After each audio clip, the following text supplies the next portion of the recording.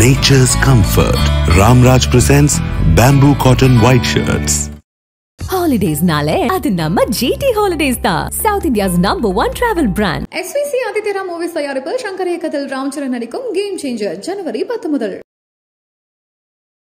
இளைஞர் சங்க தலைவர் பொறுப்பை ஏற்று அன்புமணிக்கு உதவியாக எனக்கு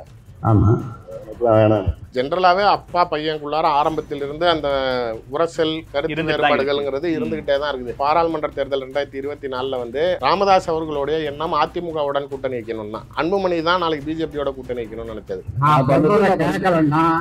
யாரும் இந்த கட்சியில இருக்க முடியாது. இப்ப திமுகவுடன் கூட்டணி வைக்கணும் அப்படின்னு சொல்லி விருப்பப்படுறதும் யாரு விருப்பப்படுறாங்க. ஆனால் ராமதாஸ் அவர்களுக்கு திமுக கூட்டணி வேணாங்கிறதுனாலதான் எனக்கு அவமானமா இருக்கு, உங்ககிட்ட எல்லாம் வந்து நின்று கேட்கணுமா அப்படின்னு முதலமைச்சரை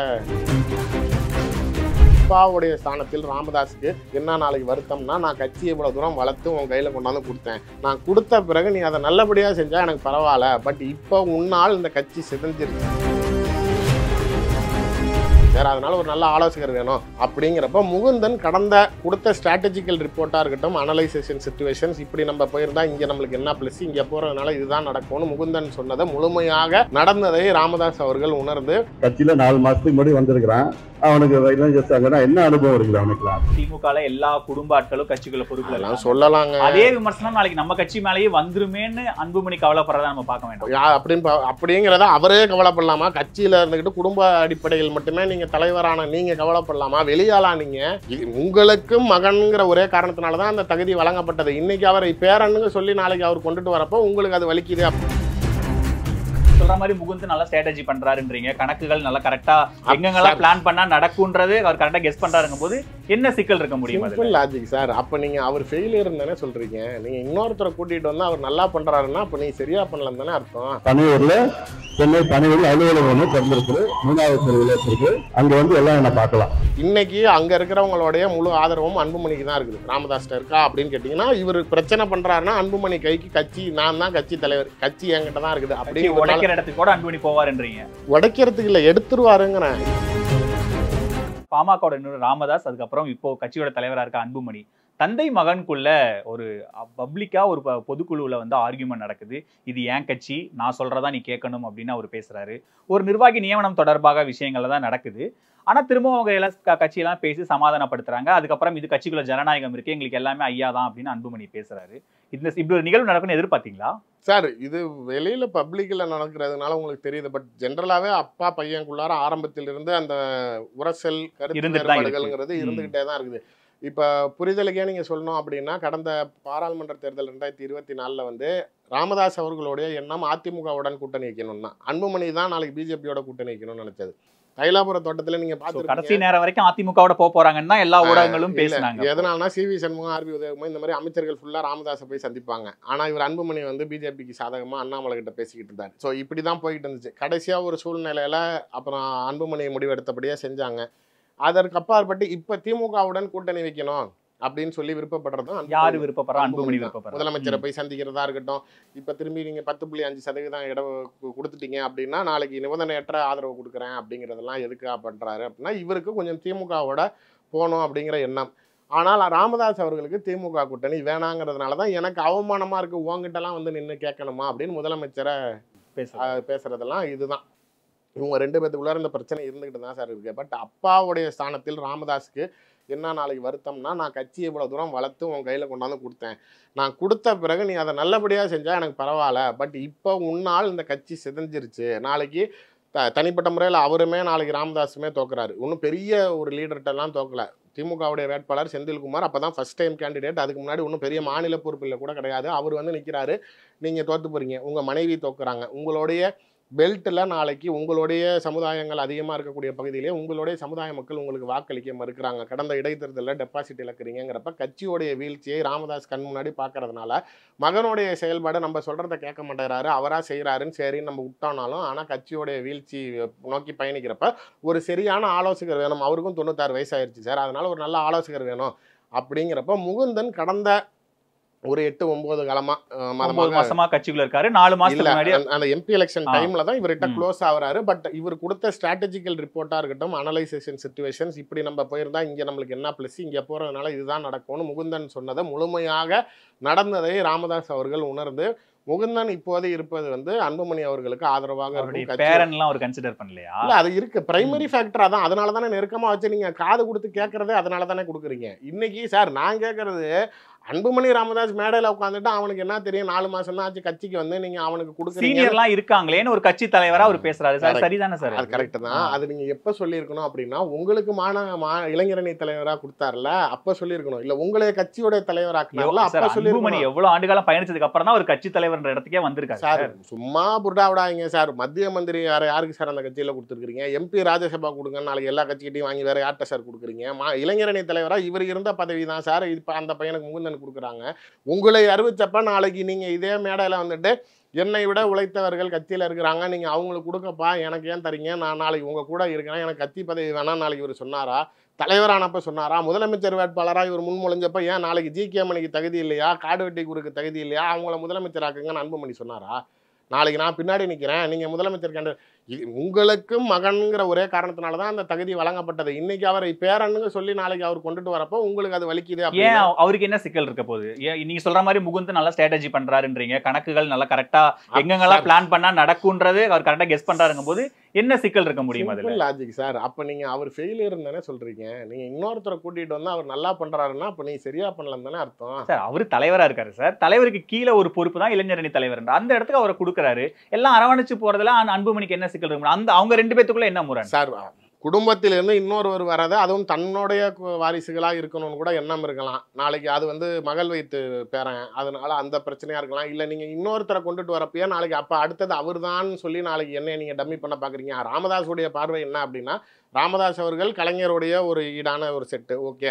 அடுத்தது இப்போ அன்புமணி வந்தாருன்னா அவர் ஸ்டாலினுக்கு ஈடான செட்டு. இப்போ அவங்க உதயநிதியவே கொண்டுட்டு வந்துட்டாங்கிறப்ப அதுக்கு ஒரு கேட்டகரி நம்ம கட்சியில இருந்து இருந்தா தானே நம்ம கொஞ்சம் லாங் டைம். திமுக மேல வைக்கிற விமர்சனம், திமுகல எல்லா குடும்ப ஆட்களும் கட்சிக்குள்ள பொறுப்புல இருக்காங்க சொல்லலாங்க. அதே விமர்சனம் நாளைக்கு நம்ம கட்சி மேலேயே வந்துருமேன்னு அன்புமணி கவலைப்படுறதா நம்ம பார்க்க வேண்டாம். அப்படிங்கிறத அவரே கவலைப்படலாமா? கட்சியில இருந்துகிட்டு குடும்ப அடிப்படையில் மட்டுமே நீங்க தலைவரான நீங்க கவலைப்படலாமா? வெளியாளா நீங்க இப்போ நாளைக்கு ஸ்டாலின் வந்து உதயநிதியை கொண்டுட்டு வர மாட்டேன்னு கவலைப்பட முடியுமா? ஏன்னா நீங்களே அந்த அடையாளத்தில் வந்திருக்கீங்கிறப்ப நீங்கள் எப்படி அவரை கொண்டுட்டு வர மாட்டேன்னு சொல்ல முடியுங்கிறது தான் இவர் நியாயமாக பேசியிருக்கணும்.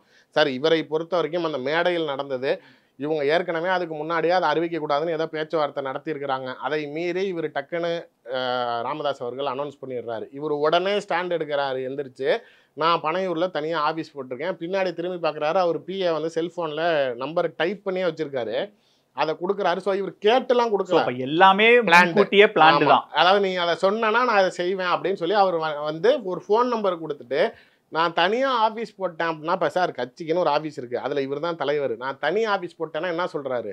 அப்போ நாளைக்கு யார் என்னைய பார்க்கணும்னு நினைக்கிறியோ என் பக்கத்து வாங்குறாரு. ஃபர்ஸ்ட் ஸ்டேட்மெண்ட்டு, இஷ்டம் இல்லையா நீ வெளில போ, யாராக இருந்தாலும் நான் சொல்கிறது தான் கேட்கணும், யாராக இருந்தாலும் சரி வெளில போயிருங்கிறாரு. அவர் ராமதாஸ் அவர்கள் காரில் ஏறினதுக்கப்புறம் சார் ஒரு சின்ன புரிதலுக்கே சொல்கிறேன், கட்சியுடைய நிர்வாகிகள் காருக்கு முன்னாடி நின்றுட்டு அன்புமணி வாழ்கன்னு கத்துறாங்க, அவருடைய காரை நவர விடாம. இதுல வெறும் அந்த கார் வரும்போது நம்ம அந்த வீடியோ நம்ம பார்த்தோம், அங்க தொண்டர்கள் அன்புமணி இருக்கும்போது அவரை சூழ்ந்துட்டாங்க. அப்புறம் இவர் கார் வந்தோடனே ஒரு 2 நிமிஷம் கத்திட்டு அப்புறம் வழி விட்டாங்க. அப்புறம் அந்த கார் இருந்து போறப்ப கார் கிளம்புறதுக்கு முன்னாடி போலீஸ் எஸ்கார்ட் நிற்கிது, அதுக்கு முன்னாடி கட்சிக்காரவங்க எல்லாம் நின்றுட்டு கோஷம் போடுறாங்க. ஓகே இவர் நடந்து போகணுன்னா போயிருக்கலாம், இவர் நடுவில் சென்டர் பாயிண்டில் நிற்கிறாரு. போலீஸுக்கு இறங்கினா வெறும் கட்சிக்காரனா இருந்தால் கூட தள்ளி விட்டுருப்பாங்க, இவரும் அங்கே நிற்கிறதுனால போலீஸ் கை வைக்க மறுக்குது. அவர் நேரடியாக அவங்க அப்பா முன்னாடி காட்டுறாரு, அங்கே எல்லாருமே அவர் பேரை சொல்லி தான் கோஷம் போடுறாங்க, அவர் காருக்கிட்ட யாரும் இல்லை அப்படிங்கிறத அவருக்கு உணர வைக்கிறார். கட்சி என்கிட்ட தான் இருக்குது, எல்லா தொண்டர்களும். சார் ரியாலிட்டி கிரவுண்ட்ஸ் ஒரு சூழ்நிலையில் கலைஞரே வேணான்னு எல்லாம் ஸ்டாலின் முன்னாடி நின்னாங்க. இன்னைக்கு முதலமைச்சராக இருந்தாலும் ஸ்டாலினை விட உதயநிதி கிட்ட தான் எல்லா சீனியர் மினிஸ்டர்லேருந்து எல்லா மாவட்ட செயலாளர்லேருந்து கை கட்டி நிற்கிறாங்கிற மாதிரி இன்னைக்கு அங்கே இருக்கிறவங்களுடைய முழு ஆதரவும் அன்புமணிக்கு தான் இருக்குது. ராமதாஸ்ட்ட இருக்கா அப்படின்னு கேட்டிங்கன்னா, இவர் பிரச்சனை பண்ணுறாருன்னா அன்புமணி கைக்கு கட்சி நான் தான் கட்சி தலைவர், கட்சி என்கிட்ட தான் இருக்குது. அப்படி உடைக்கிற இடத்துக்கு கூட அன்புமணி போவாருன்றீங்க? உடைக்கிறதுக்கு இல்லை, எடுத்துருவாருங்கிறேன். இவர்கிட்ட ஒண்ணுமே இருக்காது, எல்லாமே இந்த இடத்துல ராமதாஸ் அவர்கள் வந்து மேடையில இப்படி பண்ணிருக்க தேவையில்லை. இன்னும் ஏன்னா அவர் ரொம்ப மூத்த தலைவர், இன்னும் கூட இந்த விஷயத்தை வந்து இன்னும் கொஞ்சம் ஜென்யூனா ஹேண்டில் பண்ணிருக்கலாம், முதிர்ச்சியா ஹேண்டில் பண்ணிருக்கலாம். பண்ணாதீங்கிறாரு.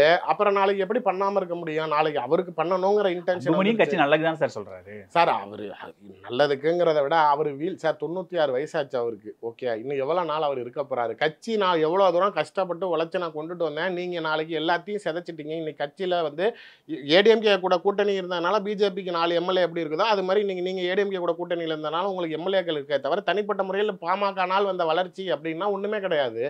நீங்க இன்னைக்கு நீங்கள் முகத்தை அந்த கட்சியோடைய மெயினான ஃபேஸ்ன்னு சொல்ற நீங்க, அந்த சமுதாயத்துடைய தலைவர்னு சொல்லிக்கிற நீங்களும் உங்க மனைவியும் நாளைக்கு தோத்து போறீங்க உங்களுடைய பெல்ட்லயேங்கிறப்ப அவருக்கு கண் கூட தெரியும்ல கட்சி அழியுதுன்னு. அதுக்கு உண்டான ஒரு நடவடிக்கை வேணும்ல சார். அவர் தனி கட்சி தனி ஆஃபீஸ் போட போறேன், இனிமேட்டு என்னை பார்க்க வரோம் அங்கே வந்து பாரு அப்படிங்கிறதே அவர் நாளைக்கு கம்ப்ளீட்டாக நாளைக்கு எல்லாம் உடஞ்சிருச்சுங்கிறாரு.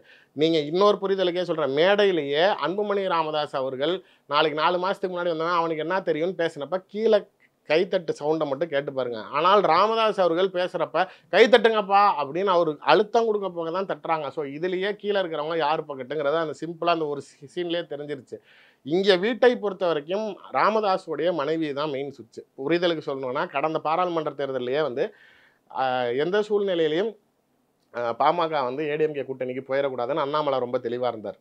ரியாலிட்டி அந்த சிச்சுவேஷனில் பண்ருட்டி ராமச்சந்திரன் அவர்கள் தான் அண்ணாமலைக்கு ஃபோன் பண்ணி நீங்கள் தைலாபுர தோட்டத்தில் நீங்கள் போய் அவங்க ராமதாஸ் அவங்க மனைவியை பாருங்கள், அவங்க தான் மெயின் சுவிட்சு, நீ நேராக போய் அவங்க காலில் விழுந்துரு, அவங்க நினச்சா அங்கிட்டு போக மாட்டாங்க, அவங்கள பிடிச்சி இழுத்துட்டேன்னா நாளைக்கு கைக்கு வந்துடும், அதிமுக வீக் ஆயிரும்னு சொல்லி பிளான் பண்ணப்போ அப்புறமேல அண்ணாமலை போய் அவங்க மனைவி காலில் விழுந்ததுக்கு அப்புறம் தான் நாளைக்கு கம்ப்ளீட்டாக இங்கிட்டு கிளியரன்ஸ் ஆச்சு. ஸோ இப்பயும் முகுந்தன் வேணாம் எனக்குன்னு வெளியில் பதவி வரதா கிடையாது. முகுந்தன் இப்போ வேணான்னு சொன்னாலுமே ராமதாஸ் அவர்கள் கூப்பிட்டு நான் அறிவிச்சிருக்கேன், நீ யார் வேணான்னு சொல்கிறதுக்கு, நீ இருக்கிற நான் பார்த்துக்கிறேன் அப்படின்னாருனா முகுந்தன் அதை மீறி வேணான்னு சொல்லிடுவாரா? இது எதுக்கு அப்படின்னா அன்புமணியோடைய பேச்சு எடுபட்டு விட்டது. அப்போ ராமதாஸ் வெளிப்படையாக அறிவித்ததை அவரே பின்வாங்கினால் நாளைக்கு அவர் ஒரு பெரிய தலைவர் இல்லை, டம்மி ஆகிட்டாரு, அன்புமணி தான் வெயிட்டு, ராமதாஸ் ஒன்றும் இல்லை, நாளைக்கு பப்ளிக்கில் டாக் ஆயிருன்னு சொல்லிட்டு சம்மந்தப்பட்ட முகுந்தனையே விலகிற மாதிரி காட்டிக்கிட்டு இவங்க 2 பேருக்குள்ளார உடன்பாடு ஆன மாதிரி நாளைக்கு செட்டிங் பண்ணி. ஆனால் இப்போ நிர்வாகிகள் எல்லாம் போய் குழு அமைச்சு அன்புமணி ராமதாஸ் அவர்களை சமாதானப்படுத்தி கூட்டு வந்து அதுக்கப்புறம் பேசிட்டாங்க. அவர் வெளில வரும்போது பேசும்போதே கட்சிக்குள்ள ஜனநாயகம் இருக்கு, கட்சிக்குள்ள ஜனநாயக விஷயம் பேசிக்கிறோம், இது எங்களுக்குள்ள எங்க கட்சிக்குள்ள நடக்கிற உள்கட்சி பிரச்சனை, அதையே நீங்க எல்லாம் பேசுறீங்க அப்படின்னு மீடியா மேல அது நாங்க பாத்துக்கிறோம் அப்படின்னு ஒரு இது சொல்றாரு. இந்த கட்சிக்குள்ள ஒரு ஜனநாயகம் இருக்கு, ஒரு 2 தலைவர்களே அப்பா பையனா இருந்தா கூட நிறுவனர் தலைவர் பேசிக்கிறது, அதுவும் அவங்க பொதுக்குழுல பேசிக்கிறது ஒரு ஜனநாயக பார்வையாக இருக்கிற மாதிரி பொதுமக்கள் உங்களை அங்கீகரிக்க வேண்டிய வேணுமா வேணாமா, நீங்க ஆளணுமா வேணாமான்னு இருக்கிற இடத்துல அவங்களுக்கும் உங்களை விமர்சனம் பண்றதுக்கு உண்டான கருத்து சுதந்திரம் இருக்குது, ஜனநாயகம் இருக்குதுங்கிறப்ப உங்க கட்சியோட லட்சணம்னா அப்பாவும் மகனும் சண்டை போட்டுக்கிறப்ப உங்களை நம்பினா நாளைக்கு அவங்க கதி என்ன? நாளைக்கு நீங்க இப்போதைக்கு 10.5% அன்னைக்கு எடப்பாடியை வச்சு அரசியல் சூழ்நிலைக்கு வன்னியர்களை பயன்படுத்துனீங்க, இன்னைக்கும் திரும்பி நாளைக்கு உங்களுடைய சமூகத்தை நாளைக்கு அந்த சமுதாய அந்த கோட்டா வச்சுக்கிட்டு ஏமாத்துறீங்க, நீங்க நம்பகத்தன்மையா நடந்துக்கிறீங்களா இல்லையாங்கிறதை விமர்சனத்துக்கு வைக்க வேண்டியது நம்மளுடைய கடமை. அதை பார்க்குற மக்கள் அவர்களுக்கு ஆதரவு கொடுக்கணுமா வேணாமாங்கிறது அவங்களுடைய முடிவுங்கிறதும் அவங்களுடைய கடமை. அவ்வளோ. இப்போ அடுத்த இந்த விஷயம் இப்போ ஓரளவுக்கு சமாதானம் ஆயிடுச்சு. அன்புமணி அவர் சொல்ற மாதிரி பனையூர்ல ஒரு ஆஃபீஸ் வச்சிருக்காரு, அவர் அங்கதான் முழுக்க இயங்க போறாரு.